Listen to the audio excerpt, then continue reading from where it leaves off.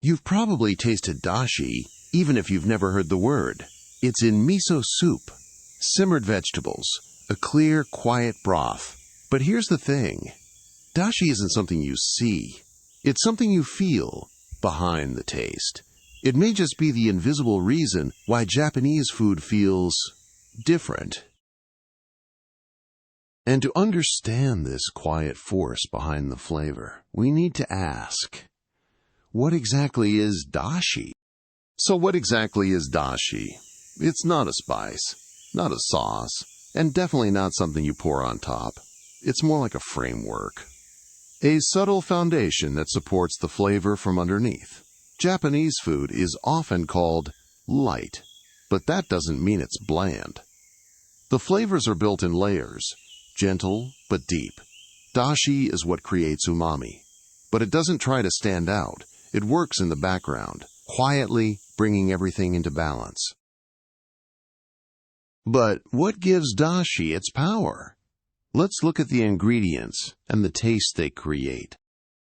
Umami is often called the fifth taste, alongside sweet, salty, sour, and bitter. It was first named by Japanese scientist Kikune Ikeda in 1908. But the word umami can be confusing. It doesn't just mean delicious. It refers to a deep, savory flavor that spreads gently in your mouth and lingers in the background.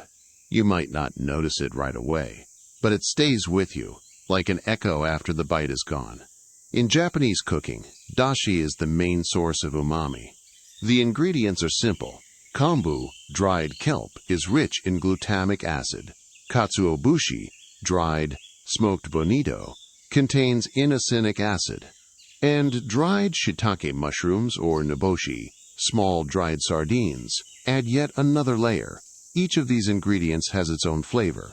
But when combined, they create something more than the sum of their parts. It's not just addition, it's harmony. Some people associate umami with MSG or seasoning powders. And yes, they use the same compounds found in nature. Glutamic acid, for example, is naturally found in tomatoes and cheese. But dashi isn't just about chemistry. It's about the process, how the flavor is gently drawn out over time. It reflects a certain mindset, respecting the ingredients and letting them speak softly on their own. Unlike cooking styles that build up flavor with sauces and spices, Japanese cooking tends to hold back. Ingredients about balance, not boldness. A few simple elements, layered with care. That's why dashi feels less like a recipe and more like a quiet conversation between ingredients. Beyond tradition, there's science. Let's explore how dashi interacts with our senses. Dashi isn't just traditional. It's backed by science, too. One key concept is called umami synergy, when you combine two types of umami, like glutamic acid from kombu and inosinic acid from katsuobushi. The result is far more powerful than either on its own. In fact, studies have shown this combo triggers a much stronger response. In our taste receptors, even MRI scans reveal that umami-rich blends like dashi activate wider areas of the brain compared to other flavors. Umami also behaves differently from other tastes. It lingers longer, it spreads more gently, and it helps you feel more satisfied, even with less salt. That's why even light, low-sodium dishes can taste rich and full. When dashi is used as the base, it's not just a flavor booster. It's a smart, subtle way to make food taste deeper, without adding more. But flavor isn't just about what. It's also about how it's drawn out, with care and patience. In Japanese, people don't say they make dashi. They say they draw it, as if they're gently pulling flavor from the ingredients. That word choice says a lot. It's not about extracting by force. It's about coaxing the flavor out, patiently. Take kombu, for example. You don't boil it. You warm it slowly, around 60 to 70 degrees Celsius. Too hot, and it turns bitter. Just right, and it releases pure umami. Katsuobushi is the opposite. It's quick and precise. You add it to boiling water, turn off the heat, and strain it almost immediately. Even the ingredient itself is special. Katsuobushi is made by boiling skipjack tuna, removing the bones, then smoking, drying, and aging it with mold, sometimes for over a year. It becomes so dense and hard that it's sometimes called the toughest food in the world. And yet, when used, it dissolves quietly into the broth. It doesn't take the spotlight. But it changes everything behind the scenes. That kind of quiet power says something about the way Japanese culture views food and, perhaps, life itself. And behind the technique lies something deeper, a different way of thinking about taste itself. The idea of a base flavor exists in many cuisines. In French cooking, for example, you have stocks and bouillons, rich broths made by simmering bones and vegetables for hours. But the way dashi is treated in Japan feels different. Western stocks are often used to build flavor up, creating complex layers for sauces and hearty dishes. Dashi, on the other hand, is about drawing flavor out, not adding more, but holding back, not building intensity, but finding balance. It's about using just enough so that nothing feels overpowering. Dashi never tries to steal the spotlight, but without it, the whole dish would fall flat. This quiet, behind-the-scenes role reflects something deeper, a kind of beauty found not in boldness, but in restraint. It's a way of thinking that shapes not just taste, but how space and subtlety are valued in Japanese culture. To understand why this matters today, we need to trace the journey of dashi through time. Today, dashi is everywhere in Japanese cuisine, but its history goes back over 1,000 years. Early forms of broth were already being used in the Nara and Heian periods, made from kelp, dried fish, or mushrooms, by the Edo period, as home cooking spread among everyday people. The concept of first dashi and second dashi was born.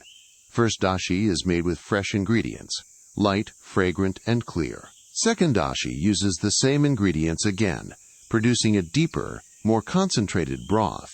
In Western Japan, places like Kyoto and Osaka, kombu-based dashi became the standard, matching the region's delicate flavors and subtle seasoning.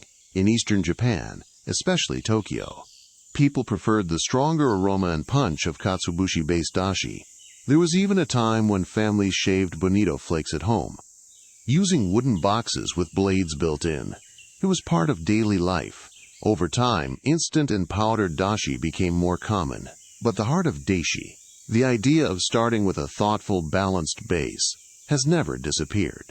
The history of dashi isn't just about ingredients. It's also a story about how people, time, and taste evolve together.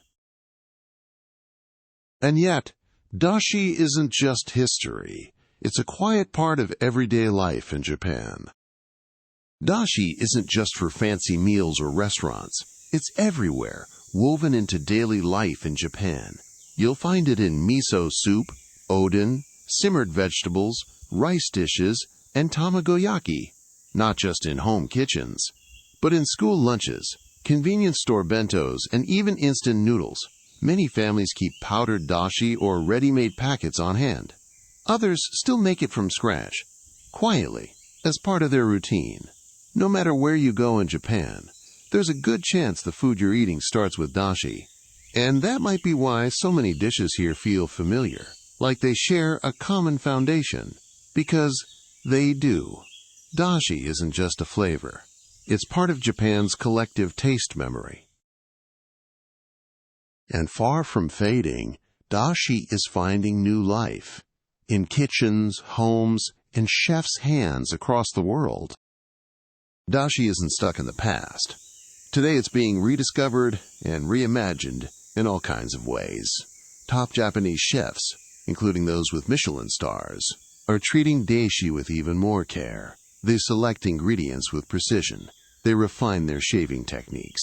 Some even adjust the mineral content of water, all to bring out the purest possible flavor. At the same time, dashi is spreading across borders. Chefs around the world are beginning to explore it in their own cuisines.